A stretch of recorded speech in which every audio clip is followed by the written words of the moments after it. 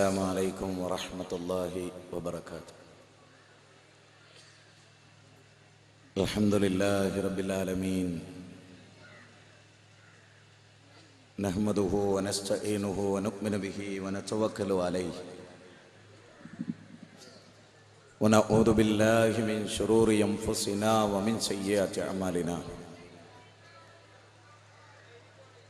من يهده الله فلا مضل له ومن يضلل فلا هادي له. أشهد أن لا إله إلا الله وحده لا شريك له، وأشهد أن محمدا عبده ورسوله، أرسله بالهدى ودين الحق ليظهره على الدين كله ولو كره المشركون.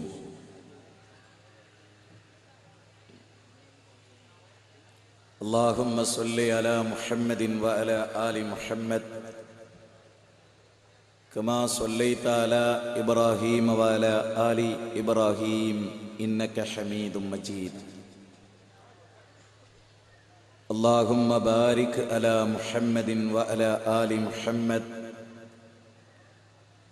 كما باركت على إبراهيم وعلى آل إبراهيم إنك حميد مجيد. أما بعد، فإن خير الحديث كتاب الله، وخير السنن سنن محمد صلى الله عليه وسلم، وشر الأمور محدثاتها، وكل محدثة بدعة، وكل بدعة ضلالة، وكل ضلالة في النار. اتقوا الله عباد الله، أوصيكم وإياي أولا بتقوى الله. إن أريد إلا الإصلاح ما استطعت، وما توفيقي إلا بالله عليه توكلت وإليه أنيب. رب اشرح لي صدري ويسر لي أمري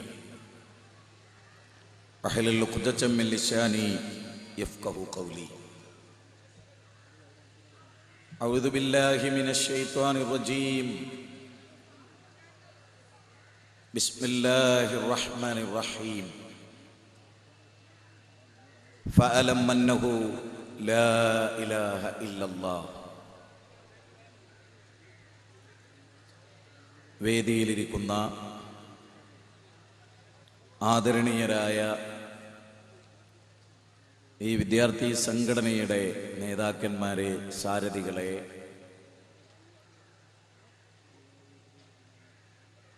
ഈ വിദ്യാർത്ഥി സമ്മേളനത്തിൽ സന്നിഹിതരായിട്ടുള്ള എൻ്റെ പ്രിയപ്പെട്ട അനുജന്മാരെ, അനുജത്തിമാരെ, വളരെ ശാന്തമായ ഒരു സദസ്സിൽ വളരെ പക്വതയോടുകൂടി അവതരിപ്പിക്കപ്പെടേണ്ട ഒരു വിഷയത്തെ സംബന്ധിച്ചാണ് ഞാൻ സംസാരിക്കുന്നത്. പ്രിയപ്പെട്ട സഹോദരി സഹോദരന്മാരെ, വിദ്യാർത്ഥികളെ, വിദ്യാർത്ഥിനികളെ, ഇനിയൊരല്പസമയമാണ് നമ്മളെല്ലാവരും ഈ പന്തലിരിക്കുക. ആ സമയം നിങ്ങൾ ഏറ്റവും നന്നായി ശ്രദ്ധിക്കണമെന്ന് എനിക്ക് പറയാൻ തോന്നുകയാണ്. അല്ലെങ്കിൽ പിന്നെ ഈ വരവിനും ഈ ഇരുത്തത്തിനുമൊന്നും ഒരർത്ഥമില്ല മക്കളെ. പ്രായമൊക്കെ കുറവുള്ള നിങ്ങളോട് ഗഹനമായ ഒരു വിഷയം അവതരിപ്പിക്കുന്നതിൽ അർത്ഥമില്ലെന്ന് എനിക്കറിയാം. എങ്കിലും വളരെ ശ്രദ്ധേയമായ ഒരു വിഷയമാണ് നമുക്കിവിടെ അവതരിപ്പിക്കാനുള്ളത്. സമാധാനം ഏകദൈവ ആരാധനയിലൂടെ എന്നുള്ള വിഷയമാണ്.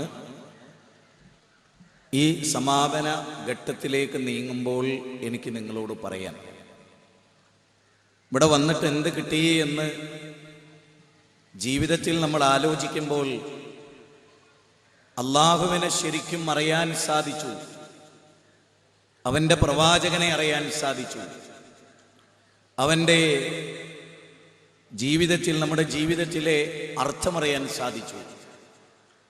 നിങ്ങൾ നോക്കി, ഇന്നലെ സ്വിമ്മിംഗ് പൂളിൽ കുളിക്കാൻ പോയി. അവിടെ പെർമിഷൻ ഇല്ലാതെ പുഴയിൽ ഇറങ്ങി കുളിച്ച് 3 കുട്ടികൾ മരിച്ചുപോയി. നിങ്ങൾക്കറിയാം, വിദ്യാർത്ഥികളായ 3 ആളുകൾ. കോഴിക്കോട് ഐസക്കിൽ വരേണ്ട ഒരു ചെറുപ്പക്കാരനടക്കം. ഇന്നവരുടെ ശരീരം മോർച്ചറിയിൽ പോസ്റ്റ്മോർട്ടം നടന്നുകൊണ്ടിരിക്കുന്നു. നാളെ നമ്മളിൽ ആരാണ് ഇതുപോലെ മരിച്ചു പോകുന്നത് എന്ന് പറയാൻ നമ്മൾ ആരും ആളല്ല. ഹൈവേകളിലൂടെ ചീറിപ്പാഞ്ഞു പോകുന്ന ഏതെങ്കിലും ഒരു ബസ്സിലെ ഡ്രൈവർ ഒരല്പമൊന്ന് പകച്ചാൽ, തെറ്റിപ്പോയാൽ, നാം സഞ്ചരിക്കുന്ന വാഹനങ്ങളിലേക്ക് അത് ഇടിച്ചു കയറി ടയറിനടിയിൽ കിടന്ന് മരിക്കാനാണ് നമ്മുടെ വിധിയെങ്കിൽ അതിതാ സമാഗതമായി നിൽക്കുകയാണ്. നമുക്കറിയില്ല അള്ളാഹുവിൻ്റെ കോടതിയിൽ നമ്മൾ ചെന്ന് നിൽക്കുന്ന ദിനത്തിലേക്കുള്ള യാത്ര ഇവിടം കൊണ്ട് എപ്പോൾ ആരംഭിക്കും എന്ന് നമുക്ക് പറയാൻ കഴിയില്ല. അതുകൊണ്ട് ഇവിടെ ഇരിക്കുന്ന നിങ്ങളെല്ലാം ഇനി ഒരാളും പരസ്പരം സംസാരിക്കരുത്. ജീവിതത്തിൽ തിന്മ കാണുമ്പോൾ, ഒരു സിനിമ കാണുമ്പോൾ നിങ്ങൾ ആരും സംസാരിക്കാറില്ല, ബഹളം വെക്കാറില്ല. ഹറാമാണ് കാണുന്നതെങ്കിലും 2.5 മണിക്കൂർ ഏകാഗ്രമായി അതിൻ്റെ മുമ്പിലിരിക്കുകയാണ്. നമ്മുടെ കയ്യിലെ മൊബൈലിൽ നമുക്കിഷ്ടമുള്ള സംഗതികൾ ആസ്വദിക്കുമ്പോൾ നാം എല്ലാം മറന്ന് അതിൽ ലയിച്ചു ചേരുകയാണ്. അതൊക്കെ തിന്മയാണ്. എന്തുകൊണ്ടാണ് നന്മയുടെ കാര്യത്തിൽ ഈ ലയിച്ചു ചേരലില്ലാത്തത്? ഞാനിങ്ങനെ കണവക്കലിലേക്ക് വരുമ്പോൾ, കൂത്തുപറമ്പിലെ കണവക്കലിൽ ഐസക്കിന് ഞാൻ പോകുമ്പോൾ അവിടെ എനിക്ക് ചില വിഭവങ്ങളുണ്ട്, വിജ്ഞാനമുണ്ട്, അറിവുണ്ട്. ഞാനത് നേടാനാണ് അങ്ങോട്ട് പോകുന്നത് എന്ന ചിന്തയായിരിക്കണം നമുക്ക്. വല്ലദീന ജാഹദൂ ഫീനാ ലനഹ്ദിയന്നഹും സുബലനാ. നമ്മുടെ മാർഗത്തിൽ ആരാണോ പരിശ്രമിക്കുന്നത് അവർക്ക് നാം വെളിച്ചം നൽകുമെന്ന് 29-ാം അധ്യായം 69-ാമത്തെ വചനത്തിൽ അല്ലാഹ് പറയും. പ്രായവ്യത്യാസമില്ലാതെ ഈ ലോകത്തുനിന്ന് വിട പറഞ്ഞു പോകുമ്പോൾ, അള്ളാഹുവിന്റെ സന്നിധാനത്തെത്തുമ്പോൾ, ബാപ്പക്കൂട്ടനില്ലാതെ, ഉമ്മക്കൂട്ടനില്ലാതെ, കൂട്ടുകാരില്ലാതെ, ചങ്ങാതിമാരില്ലാതെ, പരസ്പരമുള്ള സഹായങ്ങളില്ലാതെ അള്ളാഹുവിന്റെ സന്നിധാനത്തെത്തേണ്ടവരാണ് ഞാനും നിങ്ങളും. മക്കളോട്, എൻ്റെ അനുജന്മാരോട്, അനുജത്തിമാരോട്, നിങ്ങൾക്ക് അല്ലാഹു ആയുസ്സിട്ടാൽ ഒരുപാട് കാലം ഈ ഭൂമിയിൽ ജീവിക്കേണ്ടവരാണ് നിങ്ങൾ. എന്തിന് ജീവിക്കുന്നു എന്ന ചോദ്യം അപാരമായി നിങ്ങളോട് ചോദിക്കേണ്ടതാണ്. LKG മുതൽ UKG മുതൽ SLC കഴിഞ്ഞ് +2 കഴിഞ്ഞ് ഡിഗ്രിക്ക് ചേർന്ന് BBA കോഴ്സും MBA കോഴ്സും MBBS-ഉം എഞ്ചിനീയറിങ്ങിനും ഒക്കെ ചേർന്ന് പഠിച്ച് നല്ല ജോലി നേടി, നല്ല ശമ്പളം വാങ്ങി, നല്ല വീടുണ്ടാക്കി, വിവാഹം കഴിച്ച് ജീവിക്കുന്ന ഏക ജീവി മനുഷ്യൻ മാത്രമാണ്. നായ ഇവിടെ ജീവിക്കുന്നു, ഇവിടെ പക്ഷിമൃഗാദികൾ ജീവിക്കുന്നു. അവ പഠിച്ചിട്ടില്ല, സ്കൂളിൽ ചേർന്നിട്ടില്ല, യൂണിഫോമുകൾ ധരിച്ചിട്ടില്ല. അവർ നമ്മളെപ്പോലെ പരീക്ഷ എഴുതിയിട്ടില്ല. നമ്മളെപ്പോലെ എഞ്ചിനീയർ ആകാൻ ഉന്നത വിദ്യാഭ്യാസം തേടി അവരാരും പോയിട്ടില്ല. അവരും നമ്മളും മരണത്തോടുകൂടി തുല്യമാകുമെങ്കിൽ പിന്നെ ഈ ജീവിതത്തിന് എന്താ അർത്ഥം? നാക്കാലികളും മനുഷ്യരും മരിച്ചാൽ മണ്ണോട് മണ്ണ് ചേരുമെങ്കിൽ ഈ ജീവിതത്തിനൊരർത്ഥവുമില്ല. അതുകൊണ്ടാണ് അള്ളാഹു ചോദിച്ചത്, അംനജഅലുല്ലദീന ആമനു വഅമിലുസ്സാലിഹാത്തി കൽമുഫ്സിദീന ഫിൽ അർദ് അംനജഅലുൽ മുത്തഖീന കൽഫുജ്ജാർ. നന്മ ചെയ്തവരും തിന്മ ചെയ്തവരും തെമ്മാടിത്തം ചെയ്തവരും സുഹൃതം ചെയ്തവരും സമമാകുമോ നബിയേ? നല്ല കാര്യങ്ങൾ ചെയ്തവരും ചീത്ത കാര്യങ്ങൾ ചെയ്തവരും സമമാവുകയില്ല എന്നതാണ് ഇസ്ലാമിന്റെ നീതിബോധം. ഇസ്ലാം മനുഷ്യന്റെ മുമ്പിൽ നീതി അവതരിപ്പിക്കുന്നു, ന്യായം അവതരിപ്പിക്കുന്നു. സമാധാനമാണ് നമ്മുടെ വിഷയം. സമാധാനം ഉണ്ടാകണം. എന്താ അതിന് വഴി? ഇസ്ലാമിന് മാത്രമേ അതിന് കഴിഞ്ഞിട്ടുള്ളൂ. നോക്ക്, നിങ്ങളെല്ലാം ആലോചിച്ച് നോക്ക്. നമ്മുടെ നാടുകളിൽ ഒരുപാട് മതങ്ങളുണ്ട്, ഒരുപാട് സിദ്ധാന്തങ്ങളുണ്ട്, ഒരുപാട് ദർശനങ്ങളുണ്ട്. ജൈനമതം, ബുദ്ധമതം ഒക്കെ വ്യക്തികളുടെ പേരിലാണ്. അതിനൊന്നും പ്രത്യേകിച്ച് അർത്ഥമൊന്നുമില്ല. ബുദ്ധമതം തന്നെ അതിന് പ്രത്യേകിച്ച് അർത്ഥമുണ്ടോ? ഇല്ല. ക്രിസ്ത്യാനിറ്റി എന്ന് പറഞ്ഞാൽ ആ പദത്തിന് എന്തെങ്കിലും ഒരു അർത്ഥമുണ്ടോ? ഇല്ല. സൈന്ധവ മതം ആ പദത്തിന് എന്തെങ്കിലും അർത്ഥമുണ്ടോ? ഇല്ല. ഇസ്ലാം അതിന് അർത്ഥമുണ്ട്, സമാധാനം ഉണ്ടോ? അങ്ങനെ അർത്ഥമുള്ള ഒരു മതവും ഈ ഭൂമിയിലില്ല. ഇസ്ലാം എന്ന പദത്തിന്റെ അർത്ഥം തന്നെ സമാധാനം എന്നാണ്. ആ മതത്തിന്റെ പേര് തന്നെ സമാധാനമാണെങ്കിൽ ആ മതത്തിന്റെ വിശ്വാസവും പ്രമാണവും സമാധാനത്തിനെതിരാവോ? ആവോ? ഇസ്ലാം സമാധാനം ആണ് മതത്തിന്റെ പേര് തന്നെ. എങ്കിൽ ആ മതത്തിന്റെ ആശയം സമാധാനത്തിനെതിരാവോ? ആവോ? ഇല്ല. ഏറ്റവും രസകരമായ ഒരു പോയിന്റ് പറഞ്ഞുതരാൻ ഞങ്ങൾ. മുസ്ലിമീങ്ങളും ഇതര മതവിഭാഗങ്ങളും തമ്മിലുള്ള വളരെ പ്രകടമായ ഒരു വ്യത്യാസം ഞാൻ പറഞ്ഞുതരാം. ഒരു ജൂതൻ മുഹമ്മദ് നബിയെ ചീത്ത പറയും, അല്ലേ? ഒരു ജൂതൻ മുഹമ്മദ് നബി സല്ലല്ലാഹു അലൈഹി വസല്ലമയെ ചീത്ത പറയും. ഒരു ജൂതൻ നമ്മളെ അടുത്ത് വന്നു, മുഹമ്മദ് നബിയെ ഒരുപാട് ചീത്ത പറഞ്ഞു. ശരി, നമ്മൾ മൂസാ നബിയെ തിരിച്ച് ചീത്ത പറയോ? പറയാൻ കഴിയോ? മൂസാ നബിയെ ചീത്ത പറയാൻ ഒരു മുസ്ലിമിന് കഴിയോ? ഇല്ല. ഒരു ക്രിസ്ത്യാനി വന്ന് മുസ്ലിമിന്റെ അടുത്ത് വന്ന് പ്രവാചകനെ ഒരുപാട് ചീത്ത പറഞ്ഞു, ഒരുപാട് കുറ്റപ്പെടുത്തി. ഈസാ നബിയെ കുറിച്ച് കുറ്റപ്പെടുത്തുന്ന ഒരു വാചകം പോലും നമുക്ക് ചിന്തിക്കാൻ കഴിയോ? ആലോചിക്കാൻ കഴിയോ? ഇസ്ലാമിനോളം മാറ്റരമായ സഹിഷ്ണുത ലോകത്ത് വേറെ ആർക്കാളുള്ളത്? മുഹമ്മദ് നബീനെ ഒരാൾ പൂരത്തെറി പറഞ്ഞു, എന്നാലും ഈസാ നബീനെ ചീത്ത പറയാൻ നമുക്ക് പറ്റുമോ? ലോകത്ത് ക്രിസ്ത്യാനികൾ എഴുതിയ ഒരുപാട് പുസ്തകങ്ങൾ ഇസ്ലാമിനെ ചീത്ത പറയുന്നതാണ്, പ്രവാചകനെ ചീത്ത പറയുന്നതാണ്. യേശു ക്രിസ്തുവിനെ ചീത്ത പറയുന്ന ഒരൊറ്റ വരിയുള്ള ഗ്രന്ഥം പോലും മുസ്ലിങ്ങൾ എഴുതിയിട്ടുണ്ടോ? ഇല്ല. മുഹമ്മദ് നബിയെ നല്ലത് പറയുന്ന ഒരു വരി ക്രിസ്ത്യൻ ഗ്രന്ഥത്തിലുണ്ടോ? ഇല്ല. അതാണ് അവരും നമ്മളും തമ്മിലുള്ള വ്യത്യാസം. ഇതൊരു പോയിന്റാണ്, എല്ലാവരും മനസ്സിലാക്കിക്കുന്നത്. അതാണ് ഇസ്ലാം. ആമന്നാ ഉൻസില ഇലൈനാ വഉൻസില ഇലൈക്കും ഇലാഹുനാ വഇലാഹുകും വാഹിദ് വനഹ്നു ലഹു മുസ്ലിമൂൻ. നിങ്ങളിലേക്ക് ഇറക്കപ്പെട്ടതും ഞങ്ങളിലേക്ക് ഇറക്കപ്പെട്ടതും ഞങ്ങൾ വിശ്വസിച്ചു. ഞങ്ങൾ പൂർവ്വ വേദഗ്രന്ഥത്തിൽ വിശ്വസിച്ചു. ഖുർആനിൽ വിശ്വസിക്കുന്നുണ്ടോ ക്രിസ്ത്യാനികൾ? ഇല്ല. തൗറാത്തിൽ വിശ്വസിക്കുന്നുണ്ടോ? തിരിച്ച് ആ വേദഗ്രന്ഥത്തിൽ നമ്മുടെ അവസ്ഥ എന്താ? തൗറാത്തിൽ വിശ്വസിക്കാതെ മുസ്ലിം ആവൂല, ഇഞ്ചീലിൽ വിശ്വസിക്കാതെ മുസ്ലിം ആവൂല, സബൂറിൽ വിശ്വസിക്കാതെ മുസ്ലിം ആവൂല. ആ വേദഗ്രന്ഥങ്ങളിലൊക്കെ വിശ്വസിക്കണം, ആ പ്രവാചകന്മാരിലൊക്കെ വിശ്വസിക്കണം. അതുവഴി നമുക്ക് കിട്ടുന്നൊരു സമാധാനമുണ്ട്, അല്ലേ? ഒരു ക്രിസ്ത്യാനി പെണ്ണിനെ ഒരു മുസ്ലിം കല്യാണം കഴിച്ചു കൊണ്ടുവന്നാൽ സ്വാഭാവികമായും മുഹമ്മദ് നബി സല്ലല്ലാഹു അലൈഹി വസല്ലമയെ ക്രിസ്ത്യൻ പെണ്ണിന് ഉൾക്കൊള്ളാൻ കഴിയോ? ഇല്ല. ആ ക്രിസ്ത്യാനിയെ ഇഷ്ടപ്പെടുന്ന ഈസാ നബിയെ നമുക്കും ഇഷ്ടമാണ്, മുഹമ്മദ് നബിയെ അവൾക്ക് ഇഷ്ടമല്ല. അതാണ് മുസ്ലിമിന്റെ മനസ്സ്, ഇസ്ലാമിന്റെ പ്രത്യേകത. അതുകൊണ്ട് തന്നെ ഇസ്ലാം എന്ന പദം തന്നെ സമാധാനം. നിങ്ങൾ ആലോചിച്ചു, ഇസ്ലാം പറയുന്ന ഏത് കാര്യം ഒരാൾ പ്രാവർത്തിയാക്കിയാലോ അതിൽ സമാധാനമാണ്. ഇപ്പൊ ഇസ്ലാം പറഞ്ഞു, നുണ പറയരുത്, കളവ് പറയരുത്. കളവ് പറയാത്ത ഒരാൾക്ക് സമാധാനം ഉണ്ടാവും. ഒരു കാര്യത്തിൽ കളവ് പറഞ്ഞില്ലെങ്കിൽ നാളെ അത് പൊളിഞ്ഞോ? ഒരു കളവ് പറഞ്ഞാല് നാളെ ബാപ്പ അത് പിടിക്കുവോ? ഉമ്മ അതറിയോ? കളവ് പറയുന്ന ഒരാൾക്ക് ഒരു ടെൻഷൻ ഉണ്ടാവും. അത് പിടിക്കുവോ എന്ന് ഇങ്ങനെ ആലോചിച്ചിട്ട് എന്നും ഒരു ടെൻഷൻ ഉണ്ടാവും. പക്ഷെ ജീവിതത്തിൽ ഒരിക്കലും കളവ് പറയരുത് എന്ന് പറഞ്ഞാൽ അതിനൊരു സമാധാനം, അല്ലേ? ഷെയ്ഖ് മുഹിദ്ദീൻ അബ്ദുൽ ഖാദർ ജീലാനി റഹ്മത്തുള്ളാഹി അലൈഹി കുട്ടിയായിരുന്ന കാലം, ചെറിയ കുട്ടിയായിരുന്ന കാലം, ഉമ്മ മകനെ പറഞ്ഞേക്കാണ് ഒരു ഗുരുനാഥന്റെ അടുത്തേക്ക് പഠിക്കാൻ പോകുന്ന സമയത്ത് ഒരു തുണിസഞ്ചിയിൽ കുറച്ച് പൈസ ഒക്കെ കൊടുത്തിട്ട് അരയിൽ കെട്ടിക്കൊടുത്തു. എന്നിട്ട് പറഞ്ഞു, മോനെ കുലിൽ ഹഖ വൈൻഖാന മുറ, കയ്പാണെങ്കിലും സത്യമേ പറയാവൂ എന്ന് റസൂലുള്ളാഹി സ്വല്ലല്ലാഹു അലൈഹി വസല്ലമയുടെ ഒരു വചനം ആ കുട്ടിയെ പഠിപ്പിച്ചു. കുറ്റിക്കാട്ടിലൂടെ, ചെറിയ കുട്ടിയാണ് ഷെയ്ഖ് ജിലാനി, അന്ന് ചെറിയ കുട്ടിയാണ്, അങ്ങനെ നടന്നു പോവുകയാണ്. അപ്പൊ ഒരു കൊള്ളക്കാരന്റെ അനുയായികൾ അവര് വന്നിട്ട് അദ്ദേഹത്തോട് പറഞ്ഞു, നിക്കവിടെ. അപ്പൊ ആ കുട്ടി അവിടെ നിന്നു.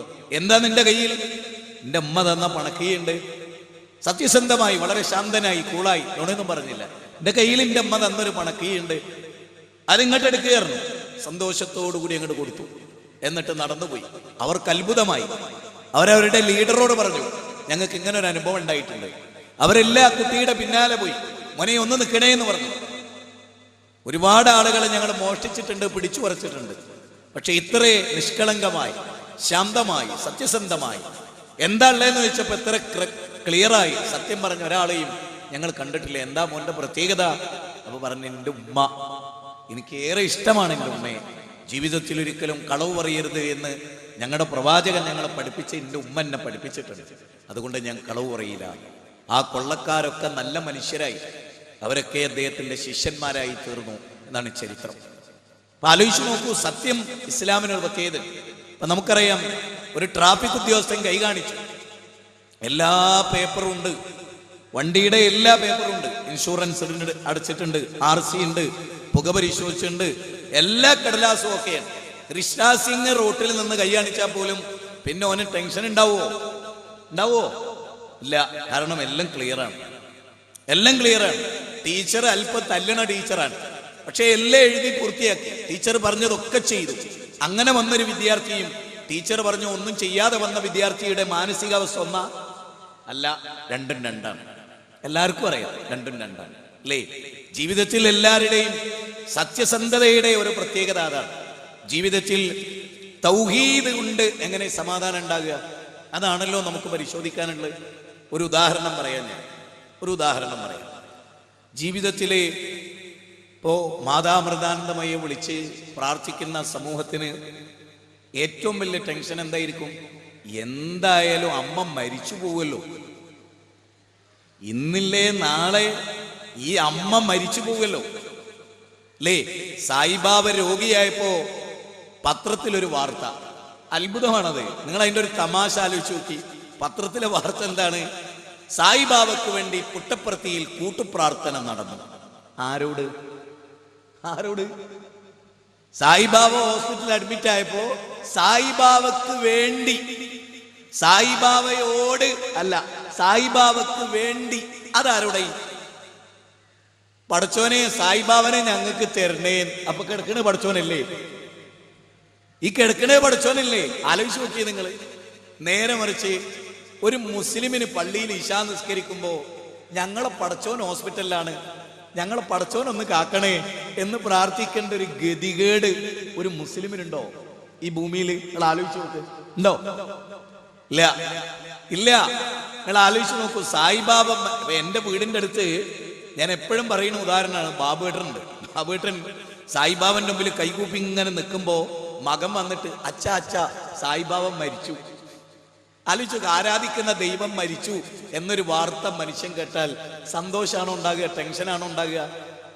നിങ്ങൾ ആലോചിച്ച് നോക്കൂ. വളരെ ചിന്തിക്കേണ്ട ഒരു പോയിന്റാണ്. ഇസ്ലാമിനെ സംബന്ധിച്ചിടത്തോളം ഏറ്റവും രസം, നബി സല്ലല്ലാഹു അലൈഹി വസല്ലമ മരിച്ചു കിടക്കുകയാണ്. അപ്പൊ അബൂബക്കർ സിദ്ദീഖ് റളിയല്ലാഹു അൻഹു അവിടെ നിന്ന് മെല്ലെ എണീറ്റു. എന്നിട്ട് പറഞ്ഞു, ദാ നോക്ക്, ആ സഹാബത്തിനോടൊക്കെ പറയണം, ദേ നോക്ക്, ആരെങ്കിലും ഈ മുഹമ്മദ് നബിയെയാണ് ആരാധിക്കുന്നതെങ്കിൽ കത് മാത്ത, അദ്ദേഹം മരിച്ചു കൂട്ടരെ, അദ്ദേഹം മരിച്ചിരിക്കുന്നു. ഇനി ഒന്നും ചോദിക്കാൻ പറ്റില്ല, ഇനി ഒന്നും കാണാൻ പറ്റില്ല, കേൾക്കാൻ പറ്റില്ല, അത് അദ്ദേഹം മരിച്ചിരിക്കും. അല്ല, ആരെങ്കിലും രാജാതിരാജനായ അള്ളാഹുവിനെയാണോ ആരാധിക്കുന്നത് എങ്കിൽ ഹയ്യുൽ ലാ യമൂത്ത്, അവന് മരണമില്ല. ഒരു മുസ്ലിമിന്റെ ഒരു പ്രത്യേകത എന്താ? അള്ളാഹ്ക്ക് രോഗാവുന്നുള്ളൊരവസ്ഥ ഉണ്ടോ? നഊദു ബില്ലാഹ് അല്ലേ? നിങ്ങൾ ആലോചിച്ചു, 130 ഗ്രാം ഭാരമുള്ള കിഡ്നി നമ്മുടെ പള്ളയിൽ സ്ഥിതി ചെയ്യുന്ന ഈ കിഡ്നി ഉണ്ടല്ലോ, അത് കംപ്ലീറ്റ് കേടുവന്നുപോയി. ആർക്ക്? സായിബാബ. ലെൻസൊക്കെ അടിച്ച് തൂഫാനായി പോയി. ആന്തരിക അവയവങ്ങൾ കംപ്ലീറ്റ് കേടുവന്നപ്പോ എന്താ ഉണ്ടായത്? മറിഞ്ഞു ബോധം കെട്ട് നിലത്തേക്ക് വീണപ്പോ എല്ലാരും കൂടെ ചാടി കയറി എടുത്ത് ഹോസ്പിറ്റലിൽ കൊണ്ടുപോയി. സത്യങ്ങൾക്കറിയോ, മരിച്ചത് അബോധാവസ്ഥയിലാണ്. കിഡ്നി വീക്കായോ ആന്തരിക അവയവങ്ങൾ പോയിട്ടാ ഞാൻ കിടക്കണമെന്ന് പോലും അറിയാൻ ആർക്ക് കഴിഞ്ഞിട്ടില്ല? സായിബോ കഴിഞ്ഞിട്ടില്ല. പിന്നെ മരിച്ച വിവരം ലോകത്ത് പുറത്തു വിടുന്നത് മരിച്ചിട്ട് 10 ദിവസം കഴിഞ്ഞിട്ടാ. അത് നിങ്ങൾക്ക് അറിയോ കാര്യം? അത് നിങ്ങൾ മനസ്സിലാക്കിയിട്ടുണ്ടോ? മൂപ്പരാദ്യം മരിച്ചിരുന്നു, ഔട്ട് ചെയ്ത്. മനസ്സിലായി നിങ്ങൾക്ക്? അതാണ് നമ്മുടെ ലോകത്ത് മനുഷ്യർ ആരാധിക്കുന്ന മനുഷ്യ ദൈവങ്ങളുടെ ഒരവസ്ഥ. ഇപ്പൊ കഴിഞ്ഞ ദിവസം കണ്ട പോലീസുകാര് ഒരു മനുഷ്യ ദൈവത്തെ ഓടിച്ചിട്ട് പിടിച്ച്. എന്തൊരു ഗതികേടാണല്ലേ ലോകത്ത്, എന്തൊരു ഗതികേടാണ്. ഒരു മനുഷ്യന് മാത്രമല്ല, ഏറ്റവും അത്ഭുതം എന്താ? ഈ ആളുകൾ കിടക്കുന്ന വീട്ടിലെ ബെഡ്റൂമിന്റെ പുറത്ത് പോലീസുകാർ കാവലിക്കുകയാണ്. മനുഷ്യരെ നിങ്ങളൊന്ന് ആലോചിച്ചു നോക്കുക അതിൻ്റെ ഒരു നിസ്സായത. പടച്ചോനായിട്ട് മനുഷ്യർ ആരാധിക്കുന്ന പടച്ചോന് കാവല് ദുർബലനായ പോലീസുകാരെ, പള്ളക്ക് കുത്തിട്ടിയ ബോധം കിടണേ ദുർബലനായ പോലീസുകാർ, ആർക്ക്? പടച്ചോന് കാവല്. മനുഷ്യന്റെ ബുദ്ധി എന്ത് പറ്റണമെന്നുള്ളത് അത്ഭുതകരമായ ഒരു കാര്യം. എന്താ മനുഷ്യന് സംഭവിക്കണമെന്നുള്ളത് അത്ഭുതകരം. ഇസ്ലാമിന്റെ ഒരു വിശ്വാസം അവതരിപ്പിച്ചാൽ അതിനെ ഖണ്ഡിക്കാൻ ലോകത്തൊരാൾക്കും കഴിയില്ല. അത് ബോധ്യപ്പെട്ട ഒരാളായി ഉള്ളത്. ലോകത്തൊരു ജീനിയസായ മനുഷ്യനും ഇസ്ലാം അവതരിപ്പിക്കുന്ന ദൈവവിശ്വാസത്തെ ഖണ്ഡിക്കാൻ കഴിയില്ല. എത്ര വിജ്ഞാനമുള്ള ഏത് മതത്തിന്റെയും ദർശനത്തിന്റെ ആളായാലും അവർ നമ്മുടെ മുമ്പിൽ കാൽമുട്ട് വിറച്ചുകൊണ്ട് നിൽക്കും എന്ന് ഞാൻ പറയുന്നു. ഇസ്ലാമിന്റെ ഒരു പ്രത്യേകത എന്താ? നിങ്ങൾ ആലോചിച്ച് നോക്കൂ. അമൃതപുരിയില് അമ്മ ആളുകൾക്ക് ആശീർവാദവും അനുഗ്രഹവും കൊടുക്കുന്ന സമയത്ത് ബാക്കില് നീണ്ട ക്യൂ ആണ്. അപ്പൊ ആ ക്യൂവിൽ പവിത്രൻ തന്നിട്ട് ഒരാൾ ഇങ്ങനെ നിൽക്കണം. അയാളെ അരയിലൊരു കത്തിയുണ്ട്. എന്തിനാ? അമ്മയെ കുത്താൻ. എന്താണ്? അമ്മയെ കുത്തിക്കൊല്ലാൻ. എന്തോ ദേഷ്യം, എന്താ അറിയില്ല, നമുക്കറിയില്ല. പവിത്രൻ അവിടെ ബാക്കിൽ ഇങ്ങനെ നിൽക്കണം. അപ്പൊ ഓരോരുത്തരമ്മ അനുഗ്രഹിച്ച് ഇങ്ങനെ പോവാണ്. ആ കൂട്ടത്തിലാണ് പവിത്രനുള്ളത്. അമ്മന്റെ തൊട്ടടുത്തെത്തിയപ്പോ ചാടി കുത്താൻ നോക്കിയപ്പോ അംഗരക്ഷകരും കാര്യങ്ങളൊക്കെ പിടിച്ച് കഷ്ടിച്ച് ആ സാധു അമ്മച്ചി രക്ഷപ്പെട്ടു. കഷ്ടിച്ച്. അതുകൊണ്ട് പത്രത്തിൽ പിറ്റേത്തെ വാർത്ത എന്താ? ഇനി മുതൽ മെറ്റൽ ഡിറ്റക്ടറും ക്യാമറയും വെക്കുന്നു. വലിയ പടച്ചോല്ല അവിടെ. എന്തിനാ മെറ്റൽ ഡിറ്റക്ടറും ക്യാമറയും? അതിനേക്കാളൊക്കെ രസമായിട്ട് എനിക്ക് തോന്നിയെന്നറിയോ? ആ വരിയിൽ ബേക്കിൽ നിൽക്കുമ്പോ അമ്മ ഇവിടെ നിന്ന് എന്താ പറയണ്ടേ? ഭക്തവത്സല, പവിത്ര, അരയിൽ ചിരിയെ കത്തി പുറത്തെടുക്കൂ, നീ എന്നെ കൊല്ലാൻ വന്നതല്ലേ എന്നല്ല പറയേണ്ടത്. തൊട്ടടുത്തെത്തി ചാടിക്കുത്തിയപ്പോ കഷ്ടിച്ച് പടച്ചോന്റെ തൗഫീഖ് കൊണ്ട് രക്ഷപ്പെട്ടു. അല്ലെ? ആലോചിച്ച് നോക്കൂ മനുഷ്യരെ, ജനങ്ങളെ, നിങ്ങൾ ചിന്തിക്കുക. ഇതേ നമ്മൾ ജനങ്ങളോട് പറയുന്നത്. ഇത് ജനങ്ങളോട് ഇങ്ങനെ തന്നെ പറയണം. മനസ്സിലായോ? നേരെ മറിച്ച് ഇസ്ലാമിനെ സംബന്ധിച്ചിടത്തോളം എന്താ?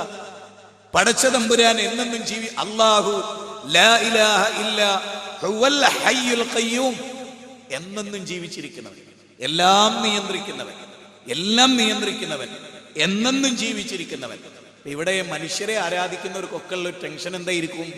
അവരിനി എത്ര കാലം ജീവിക്കും, ഇനി എത്ര കാലം ഉണ്ടാവും എന്നൊക്കെയാണ്. നേരെ മറിച്ച് പടച്ചോനിലേക്ക് മനുഷ്യർ സമാധാനം അടയുമ്പോൾ ഇസ്ലാമിന്റെ ഒരു പ്രത്യേകത എന്നെന്താ? നമ്മൾ സാധാരണയായി നമ്മുടെ നാടുകളിലെ ദൈവവിശ്വാസങ്ങൾ എങ്ങനെ നമ്മൾ ചെയ്തു നോക്കിയാൽ, മൊയ്തീൻ ശൈഖിന്റെ ബർക്കത്ത് കൊണ്ട് എൻ്റെ കുട്ടിന്റെ രോഗം മാറി. അപ്പൊ ഞാൻ ചോദിക്കുന്നത്, അങ്ങനെ വിശ്വസിക്കുന്ന ഒരു ഇത്താടെ മനസ്സിൽ, ഒരു ഇക്കാക്കാന്റെ മനസ്സിൽ അള്ളയാണോ ഉണ്ടാകുക, മൊയ്തീൻ ശൈഖാണോ ഉണ്ടാകുക? മൊയ്തീൻ ശൈഖ ഉണ്ടാകുക, അല്ലേ? പിശാരിക്കാവിലെ അമ്മ ഈ വാഹനത്തിന്റെ ഐശ്വര്യം. അപ്പൊ ബാക്കി വാഹനമൊക്കെ പുറമ്പോക്ക ആണോ? യേശു ക്രിസ്തു ഈ വീടിന്റെ രക്ഷകൻ. അപ്പൊ തൊട്ടടുത്ത വീടിന്റെ ഒക്കെ രക്ഷകൻ ആരാ? നമ്മൾ പറയുന്ന ലോകത്തിന്റെ മുഴുവനും രക്ഷകൻ അള്ളാഹു ആണ്. ഹിന്ദുവിനെ രക്ഷിക്കുന്നതും മുസ്ലിമിനെ രക്ഷിക്കുന്നതും ക്രിസ്ത്യാനിനെ രക്ഷിക്കുന്നതും ഒക്കെ അള്ളയാണ്. ലോകത്തിന്റെ നാഥനാണ്, അല്ലേ? ഒരാള് ഗുരുവായൂർ പോയി തുലാഭാരം നടത്തി. കുട്ടിയില്ല അയാൾ. തുലാഭാരം നടത്തിയപ്പോൾ അയാൾക്ക് കുട്ടി കിട്ടി. അയാൾ എന്താ വിശ്വസിക്കുക? ഗുരുവായൂരപ്പൻ അനുഗ്രഹിച്ചിട്ടാണ് കുട്ടി കിട്ടിയത്. അയാളുടെ വിശ്വാസം ദൈവത്തിലേക്ക് എത്തുവോ? ഇല്ല. ഉള്ളാളം തങ്ങൾ എരിച്ചുപോയി നേർച്ച ചേർന്നപ്പോ രോഗം മാറി. ആ രോഗം മാറിയ രോഗി, മുമ്പ് രോഗിയായിരുന്ന ഇപ്പൊ ആരോഗ്യം വീണ്ടെടുത്ത മനുഷ്യന്റെ മനസ്സിൽ എന്താ ഉണ്ടാകുക? മൊയ്തീൻ ശൈഖ് ഒരു സംഭവം തന്നെയാണ്, ഉള്ളാളം തങ്ങൾ ഒരു സംഭവം തന്നെയാണ്. ഓരൊക്കെ അള്ളാനെ മറക്കും. നമ്മളോ പടച്ചോനിലേക്കാണ്. ഇനി നിങ്ങൾ ഇത് തന്നെ ആലോചിച്ച് നോക്കി. ഇതിൽ തന്നെയുള്ള ഒരു വശങ്ങൾ ആലോചിച്ച് നോക്കി. ഒരാളോട് നമ്മൾ ചോദിക്കണം, നിനക്ക് പ്രധാനമന്ത്രിനെ അറിയോ? പ്രധാനമന്ത്രി മൻമോഹൻ സിംഗ് ആണെന്നറിയാം, അല്ലേ നരേന്ദ്രമോദി എന്നറിയാം. പ്രധാനമന്ത്രിനെ ഇൻഡിവിജ്വൽ ആയിട്ട് അറിയോ? പേഴ്സണലി കോണ്ടാക്ട് ഉണ്ടോ എന്നാണ് ചോദ്യം. നിന്റെ നല്ല സുഹൃത്താണോ എന്നാണ് ചോദ്യം. നേരിട്ട് കോണ്ടാക്ട് ഉണ്ടോ? പറയണില്ല. ആരാ? ഞാൻ എനിക്ക് BJPന്റെ ലോക്കലായ നാട്ടിലെ ഒരു പ്രാദേശിക തലത്തിലുള്ള ഒരാളെ അറിയാം, ഞാൻ ആളാണ്. നിങ്ങളാരാ? ഞാൻ കോൺഗ്രസിന്റെ മണ്ഡലം പ്രസിഡന്റിനെ എനിക്കറിയാം, പ്രധാനമന്ത്രിനൊന്നും അറിയില്ല. നിങ്ങളാരാ? എനിക്ക് പ്രധാനമന്ത്രിയായിട്ട് നേരിട്ട് ബന്ധമുണ്ട്. ഓനാണോ മാത്രം ഇപ്പറഞ്ഞ ലോക്കൽ ആളുകൾക്കാണോ? ആർക്കാ?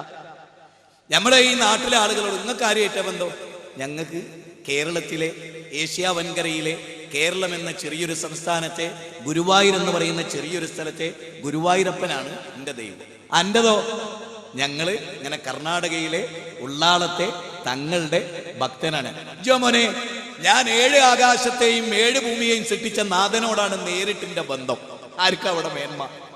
ആർക്കവിടെ മേന്മ? നിങ്ങളത് ആലോചിച്ചു. 7 ആകാശങ്ങളെയും 7 ഭൂമിയെയും സൃഷ്ടിച്ച ലോകത്തിന്റെ നാഥനുമായി നേരിട്ട് സംസാരിക്കണം.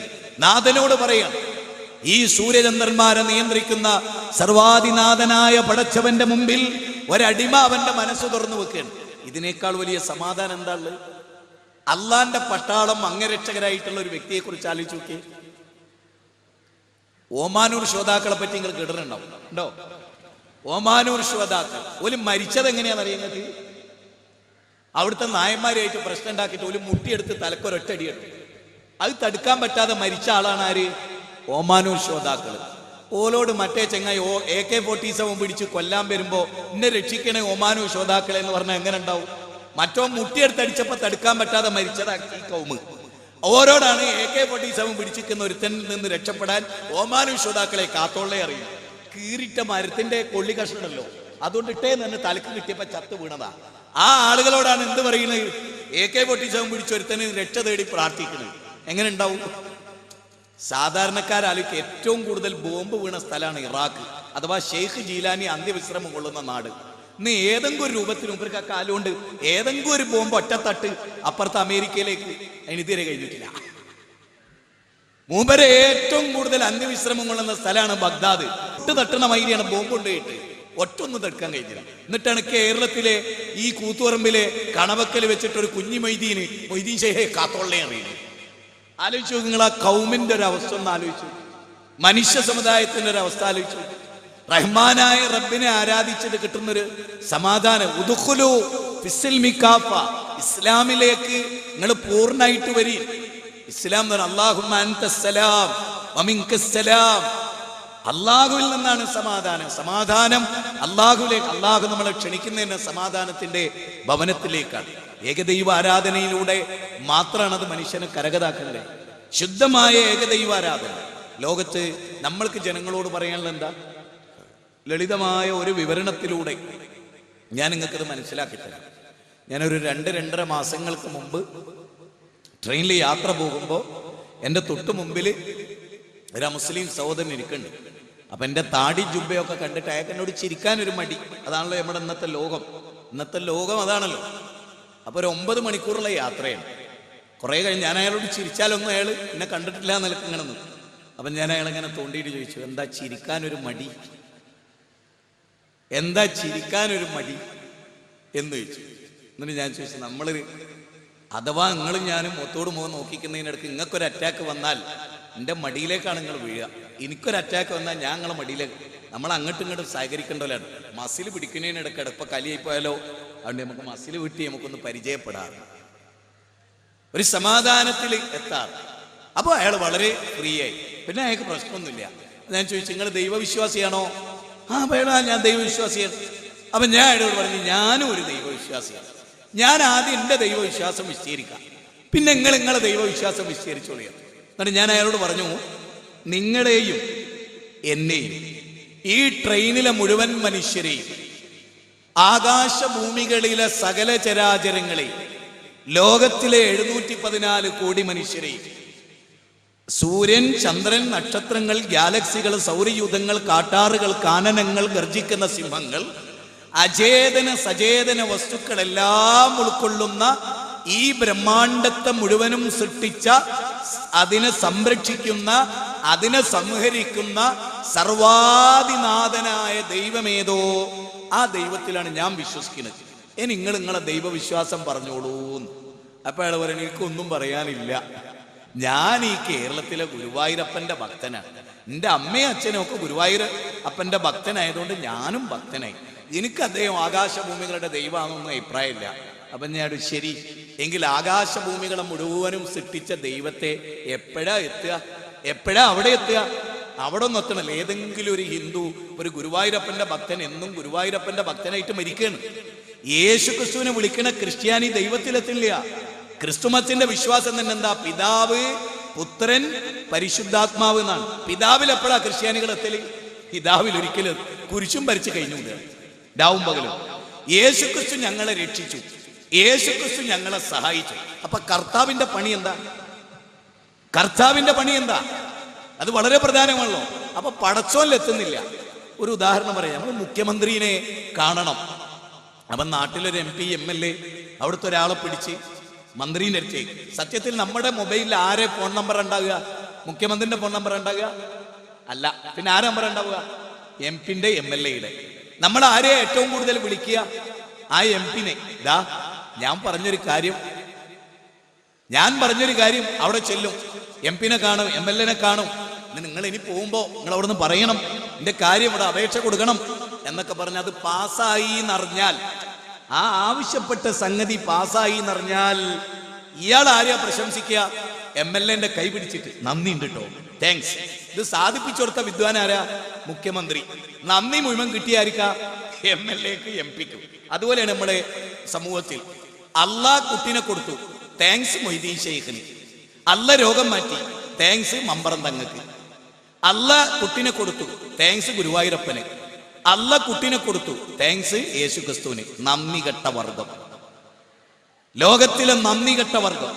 സർവശക്തനായ പടച്ചോന്റെ വായും വെള്ളവും ശ്വസിച്ചിട്ട് അല്ലേ, ഹിരണ്യഗർഭഃ സമവർത്തദാഗ്രേ ഭൂതസ്യ ജാതപതിരേക ആസീത് സചാചാര പൃഥ്വിയും ദ്യാമു ദേവായ കശ്മൈ ദേവായ അഭിശാവിതേമാം. ഋഗ്വേദത്തിന്റെ 10-ാം മണ്ഡലം 121-ാമത്തെ സൂക്തം 1-ാമത്തെ റിക്കിൽ പറയാണെന്ത്? ആകാശഭൂമികളെ മുഴുവനും സൃഷ്ടിച്ച ദൈവം ഏകനാണ്. സകല ചരാചരങ്ങളും അവനെ ആശ്രയിച്ചു നിൽക്കുന്നു. അതുകൊണ്ട് നിങ്ങൾ അവനെ അഭിസർപ്പിക്കുക. ആരാധന സമർപ്പിക്കേണ്ടത് പടച്ച തമ്പുരാനാണ്. കെ പരമേശ്വരൻ പിള്ള ഹിന്ദുധർമ്മ പരിചയം എന്ന പുസ്തകം എഴുതിയപ്പോ അതിൽ അദ്ദേഹം പറഞ്ഞു, ഒരു ദേവിക്കും ഒരു ദേവനും സ്വന്തമായിട്ട് കഴിവില്ല. ഒരു ദേവിക്കും ഒരു ദേവനും സ്വന്തമായിട്ട് കഴിവില്ല. 21-ാം അധ്യായം ഹിന്ദുധർമ്മ പരിചയം എന്ന പുസ്തകത്തിന്റെ 21-ാം അധ്യായം 148-ാമത്തെ പേജ് 3-ാമത്തെ പാരഗ്രാഫ് 1-2 വരി. അതിൽ പറയാണ്, ഒരു ദേവിക്കും ഒരു ദേവനും സ്വന്തമായിട്ട് കഴിവില്ല. ഒരു പുൽക്കൊടി നീക്കണമെങ്കിൽ പോലും സാക്ഷാൽ ഈശ്വരൻ കഴിവ് കൊടുക്കണം. മക്കാ മുശ്രിക്കുകളുടെ വിശ്വാസം എന്തായിരുന്നു? ലബ്ബൈക് അല്ലാഹുമ്മ ലബ്ബൈക്, അല്ലാഹുവേ നിന്റെ വിളിക്കുത്തരം നൽകി ഞങ്ങൾ ഇതാ വന്നിരിക്കും, നിനക്ക് പങ്കുകാരില്ല നാഥ. എന്നിട്ട് അവര് പറയണെന്ത്? ഇല്ലാ ശരീക്കൻ ഹുവലക, നിനക്ക് ചില പങ്കുകാരുണ്ട്. ഹുവലക, അവരൊക്കെ നിനക്കുള്ളവരാണ്. മാത്രമല്ല തംലികുഹു വമാ മലക, എന്തൊക്കെ അവർ ഉടമപ്പെടുത്തിയിട്ടുണ്ടോ അതൊക്കെ നീ കൊടുത്തതാണ്. ഇബ്രാഹിം നബിക്ക് സ്വന്തമായിട്ട് കഴിവില്ല, ഇസ്മായിൽ നബിക്ക് സ്വന്തമായിട്ട് കഴിവില്ല, ലാത്തക്കും മുസ്സക്കും മനാത്തക്കും സ്വന്തമായിട്ട് കഴിവില്ല. എല്ലാം നീ കൊടുത്ത കഴിവാണ്. പാറന്നൂർ PP മൊയ്തീൻ കുട്ടി മുസ്ലിയാർ പറയാണ്, മൊയ്തീൻ ഷെയ്ഖ് റബ്ബാണ് എന്ന് ഞങ്ങൾ വിശ്വസിക്കണില്ല. മൊയ്തീൻ ഷെയ്ഖിന് അള്ള കൊടുത്ത കഴിവ് കൊണ്ട് മൊയ്തീൻ ഷെയ്ഖ് ഞങ്ങളെ സഹായിക്കും. അപ്പൊ അബൂജഹൽ വിശ്വസിച്ച എന്താണ്? ഇബ്രാഹിം നബിക്ക് അള്ള കൊടുത്ത കഴിവ് കൊണ്ട് സഹായിക്കും അല്ലേ? സാധുശീലൻ പരമേശ്വരൻ പിള്ള പറഞ്ഞതോ, ദേവീദേവന്മാർക്ക് നേരിട്ട് ഞങ്ങളെ സഹായിക്കാൻ കഴിയില്ല, പിന്നെ സാക്ഷാൽ ഈശ്വരൻ കഴിവ് കൊടുത്താലല്ലാതെ. കണ്ടോ ഈ 3 ടീമിന്റെയും വിശ്വാസം കണ്ടോ? ഇസ്ലാം മനുഷ്യനോട് പറയുന്നത് കവുങ്ങും മാവും തെങ്ങും പ്ലാവും എല്ലാം സൃഷ്ടിച്ച സാക്ഷാൽ ഈശ്വരനാരോ സർവശക്തനാരോ അവനെ ആരാധിക്കാനാണ് ഇസ്ലാം പറയുന്നത്. അവനെ ആരാധിക്കാനാണ് ഇസ്ലാം പറയുന്നത്. അതിലൂടെ മാത്രമാണ് സമാധാനം. ഒന്നുകൂടെ ഞങ്ങളോട് പറയാം, അറേബ്യയിലെ സംസ്കാരത്തെക്കുറിച്ച് എഴുതിയ ഏത് പുസ്തകം പരിശോധിച്ചാലും നിങ്ങൾക്കറിയാൻ കഴിയും, ഇരുണ്ട യുഗത്തിൽ ജീവിച്ചവരവർ. പെണ്ണിന് വേണ്ടി തല്ലുകൂടിയവർ, കൊള്ള ചെയ്തവർ, അന്യായം പ്രവർത്തിച്ചവർ, പെൺകുട്ടികളെ ജീവനോടെ കുഴിച്ചുമൂടിയവർ, മദ്യത്തിൽ മുങ്ങിക്കുളിച്ചവർ, എല്ലാ തിന്മയിലും അങ്ങനെ ആപതിച്ചു പോയൊരു വിഭാഗം. അവരെങ്ങനെയും നന്നായത്? 13 കൊല്ലം ശുദ്ധമായ ഏകദൈവാരാധന അവരെ പഠിപ്പിച്ചു. ഒരു വിശ്വാസി വീട് വിട്ടിറങ്ങുമ്പോൾ പറയുന്നെന്താ?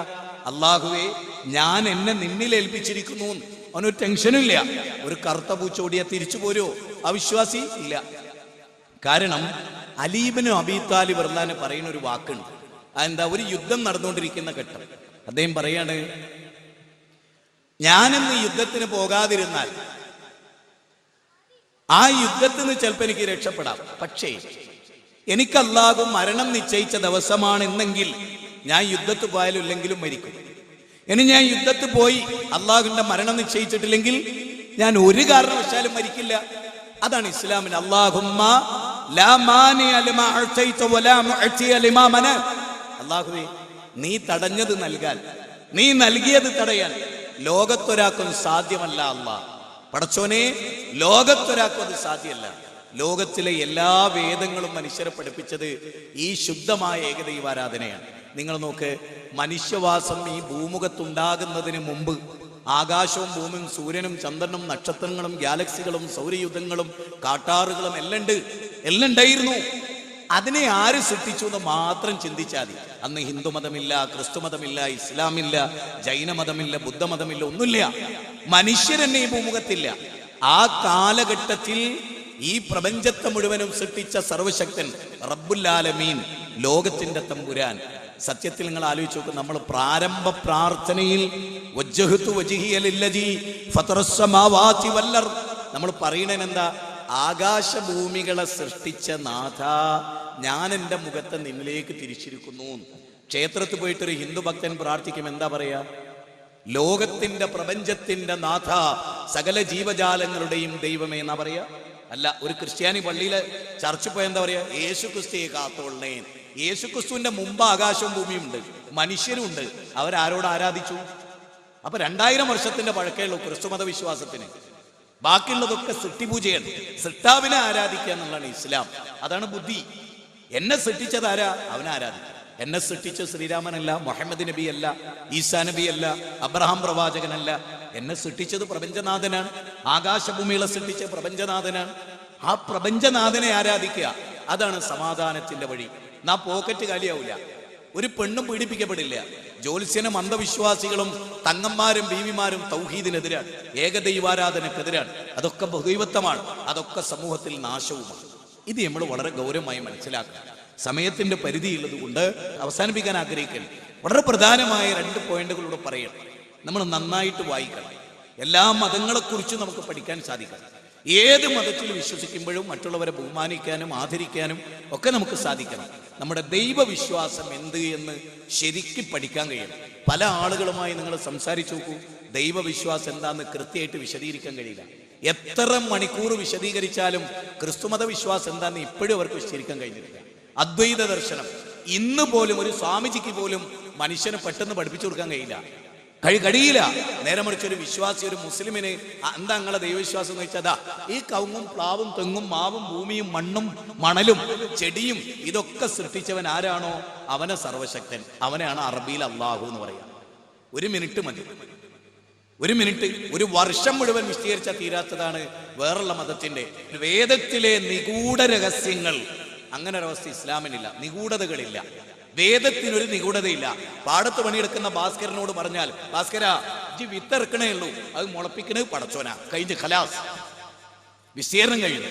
ഇസ്ലാം വളരെ സിമ്പിളായി ജനങ്ങളുടെ മുമ്പിൽ കള്ളു കുടിക്കരുത്, വ്യഭിചരിക്കരുത്, പലിശ കൊടുക്കരുത്, വാങ്ങരുത്, സ്ത്രീ സൗന്ദര്യം പ്രകടിപ്പിക്കരുത്, ഇതെല്ലാം. അപ്പൊ നിങ്ങൾ ആലോചിച്ച് നോക്കുക, നമ്മളിപ്പോ ഈടെയായിട്ട് പത്രത്തിൽ കുറേ സംഗതികൾ കാണും. അതിലൊന്നെന്താ? സ്ത്രീകൾക്ക് പരസ്യമായിട്ട് വ്യഭിചരിക്കണം അത്രേ, ആണുങ്ങൾക്ക്. ഞങ്ങൾ ഇത്രയും കാലം സ്വകാര്യമായിട്ടൊക്കെ ചെയ്ത് ഞങ്ങൾക്ക് പരസ്യമായിട്ട് ചെയ്യണം. അപ്പൊ എന്താണെന്നറിയോ?